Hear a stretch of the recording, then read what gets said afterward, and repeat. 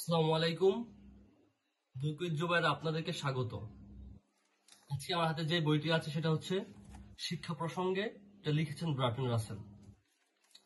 এবং এই বইটি থেকে খুব গুরুত্বপূর্ণ একটি বিষয় আপনাদের সাথে আজকে শেয়ার করব, বা আপনাদের সে বিষয়টি সম্পর্কে একটু জানানোর চেষ্টা করব। বার্টন রাসেলের এই বইটি বিভিন্ন অধ্যায়ে ভাগ করা আছে। তার মধ্যে দ্বাদশ অধ্যায়ে হচ্ছে যৌন শিক্ষা বা যৌনতা নিয়ে। আসলে বর্তমান সময়ে দেশে দর্শন খুব মহামারী আকারে দেখা দিয়েছে এবং এটা মাত্রা আস্তে আস্তে বেড়েই চলছে। সে উদ্দেশ্যে আসলে এই ভিডিওটি করা আজকে, এবং আমি সে ভিডিওটি শুরু করছি শিশুদেরকে দিয়ে বা শিশুদেরকে টেনে।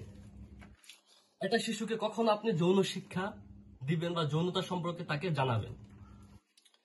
প্রত্যেকটা শিশুরই একটি বয়স আছে, যে বয়সে তার মধ্যে নানা প্রকার কৌতূহল জন্ম হয় এবং সেই কৌতূহলকে জানার আগ্রহ থেকে সে বিভিন্ন অপকর্মে লিপ্ত হয়ে যায়, যেমন কিশোর অপরাধ বা বিভিন্ন আরো যা কিছু আছে, ছিনতাই, মাদক সেবন, হতে পারে আর অনেক কিছু। সবচেয়ে বেশি যে বিষয়টা তাদেরকে অ্যাট্রাক্ট করে সেটা হচ্ছে যৌনতা। কখনো কোনো অবস্থাতেই শিশুর কৌতূহল অপরিতৃপ্ত রাখা উচিত নয়। শিশু বয়সে যত ছোটই হোক, সে যদি জানিতে চায় তাহার কৌতূহল মিটাইতে হইবে, কিন্তু সে যদি স্বপ্রবৃত্ত হইয়া কোনো প্রশ্ন না করে, তবু পাছে সে কুসংঘ হইতে খারাপ কিছু জানিয়া ফেলে, সে দোষ নিবারণের জন্য 10 বছর বয়সের পূর্বেই তাকে যৌন বিষয়ে শিক্ষা দিতে হবে। আসলে বর্তমানে যা হয়েছে, সমাজে যৌনতাকে একটা লজ্জা মনে করে।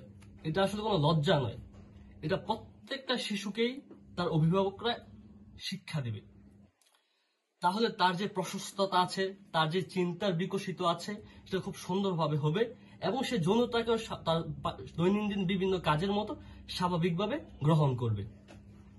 তখন আর তার মনে যে কৌতূহল বা কৌতূহল থেকে বিভিন্ন অপরাধে লিপ্ত হওয়া, সেটা আস্তে আস্তে কমে আসবে। যেহেতু বর্তমান প্রেক্ষাপটে দেশে দর্শনের পরিমাণ এত বেড়ে গিয়েছে, সেই উদ্দেশ্যে একটা নতুন প্রজন্মকে আমরা তৈরি করতে পারি বা গড়ে তুলতে পারি এই যৌনতা শিক্ষার মাধ্যমে, যেন ভবিষ্যতে তারা খুব সুন্দরভাবে দেশে বসবাস করতে পারে এবং তাদের মধ্যে শৃঙ্খলা ফিরে আসে এবং দেশ সুন্দর এবং সমৃদ্ধি হয়। ধন্যবাদ সবাইকে।